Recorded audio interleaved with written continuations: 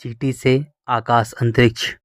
जब मानव अपने प्राणों को, अपने मन को मिट्टी के कण कण से बांध के रखता है, मिट्टी के कण कण में बिखेर के रखता है, तो वह एक मिट्टी के कण के समान होता है। मिट्टी कठोर है क्योंकि पत्थर मिट्टी ही है। मिट्टी कठोर है तो उसमें बहुत ज़्यादा अहंकार होता है, वो अपने आप को बहुत बड़ा समझता है, लेकिन है वो मात्र एक मिट्टी के कण के समान।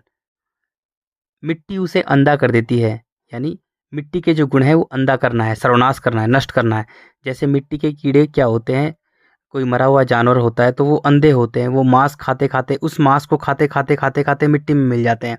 तो मानव का अहंकार मानव को अंधा कर देता है, यानी मिट्टी के गुण उसे काम, क्रोध, मोह, लोभ, छल, कपट, ईर्ष्या, द्वेष, भावना, डर, भय, झूठ, चालाकी, कुटिलता, षड्यंत्र, राजनीति, रणनीति, लेन देन, व्यापारी, ये मिट्टी के गुण हैं। अहंकार से विकार पैदा होते हैं।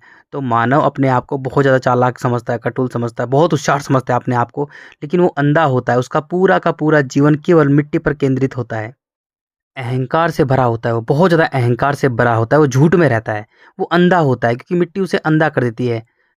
वो सत्य से बहुत दूर हो जाता है, वो अपनी औकात भूल जाता है कि वो एक मात्र चींटी के समान, कुत्ते, बिल्ली, सूअर की तरह एक जीव है, एकमात्र जीव है। मिट्टी उसे दौड़ा दौड़ा कर, भगा भगा कर, मिट्टी उसे दौड़ा दौड़ा कर वो मिट्टी की चीज़ों को मेरा मेरा कहता रहता है जीवन भर, और अंत में मिट्टी में ही मिल जाता है। जैसे मिट्टी का कीड़ा मिट्टी खाते खाते मिट्टी में ही मिल जाता है, ऐसे ही मानव की दुर्दशा हो जाती है।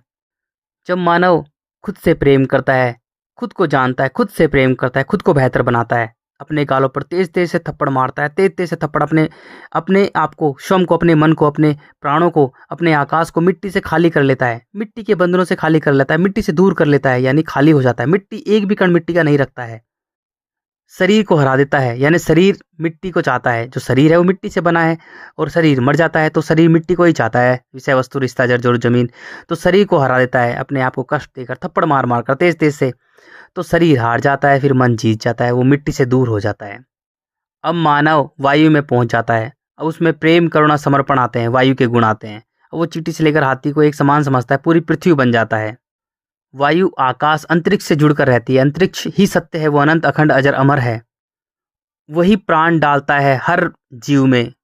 मिट्टी, जल, अग्नि, वायु, स्टार, प्लैनेट, गैलेक्सी, सबको घुमाने वाला, चलाने वाला, बनाने वाला, मिटाने वाला, वो जिंदा शक्ति है, जिंदा जिंदा शक्ति है। अब मानव उससे जुड़ जाता है, वायु से, वायु आकाश से जुड़कर रहती है तो वो अंतरिक्ष से जुड़ जाता है, जिंदा शक्ति से जुड़ जाता है। अपने मन से, अपने प्राणों से जुड़ जाता है, प्राणपति से जुड़ जाता है। अब वो बहुत बड़ा विशाल बन जाता है, उसका देखने, सोचने, समझने का नजरिया एकदम दूरदर्शी, सूक्ष्मदर्शी, सत्य होता है, सत्य सत्य देखता है। अब वो टट्टी पेशाब के शरीर को त्यागने की कोशिश करता है, क्योंकि शरीर बहुत छोटा है और वो अनंत है, अखंड, अजर, अमर है।